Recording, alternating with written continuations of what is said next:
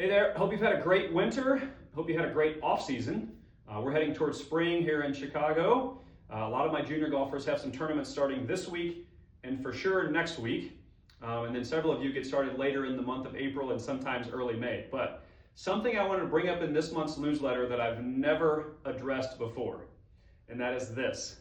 I have parents that come to me and ask, why do you think my junior golfer doesn't want me at their tournaments? I'm going to give you 3 reasons why. And some of this I've learned from just interacting with parents. Some of this I've learned from conferences. Some of this I've learned from friends that are sports psychologists. And some of this I've just gotten from social media, and I'm going to pass it along. So number 1, if you are following your junior golfer or have in the past, and your body language and what you say to them on the golf course is out of control, I would use the words, obviously that's not going to help. They are not going to want you at their tournaments. So if they hit a ball out of bounds and you're throwing up your arms and your kid sees it, or you're screaming at them, you're over on the cart path and they're on the far side of the fairway or over in the rough having to take a drop, you're screaming at them. What's that going to help? Absolutely nothing. So your body language and what you say to them on the course could be added pressure or just something they don't want to deal with. So that's reason number 1 why they don't want you at their tournaments. Number 2, let's say your junior golfer had a tough day on the golf course. They shot 81 in a 2-day event, and they're towards the bottom of the leaderboard. The weather's going to be awful the next day, and they've got 0 chance of even coming back towards the middle of the leaderboard. The conversation you have with them as soon as you get in the car needs to be something other than golf. Trust me. I've been there, I've seen it with other parents, and we've discussed it. So, do you think they want to hear about the out-of-bounds tee shot on hole 12? Obviously not. Do you think they really tried to 3-putt on hole 15 from 45 feet? Obviously not. Do you think that they meant to chunk a chip shot when they could have gotten up and down for birdie on a par 5? No.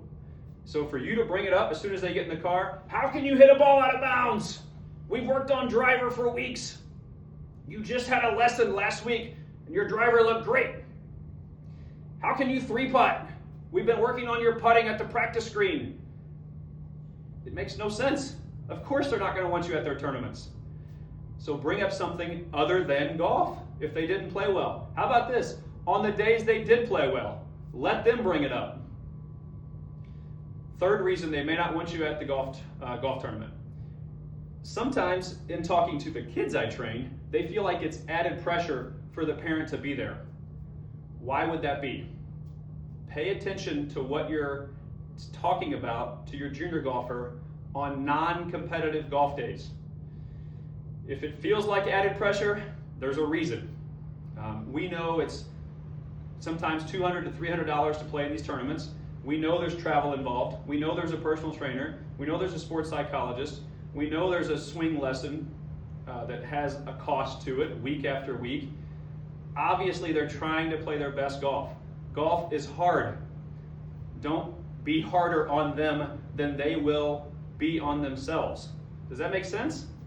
So those 3 things, your body language and what you're saying to them on the golf course, the conversation you bring up in the car, whether they played good or not, and what you're talking to them about in non-tournament situations that could feel like you're adding pressure to their tournament play.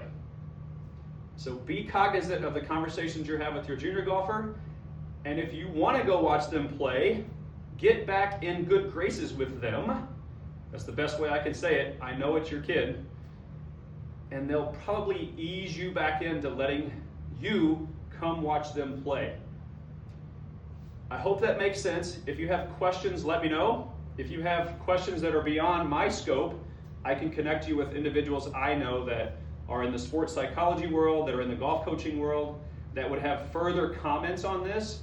But that is just my experience and what I've seen talking to some of the parents I train and talking to some of the junior golfers that I coach that are reasons they do not want their parents at their tournaments. So pay attention to that as we head into tournament season for 2025, and just be cognizant of your junior golfer's development and maturity level. All right? Talk to you soon. Have a great spring.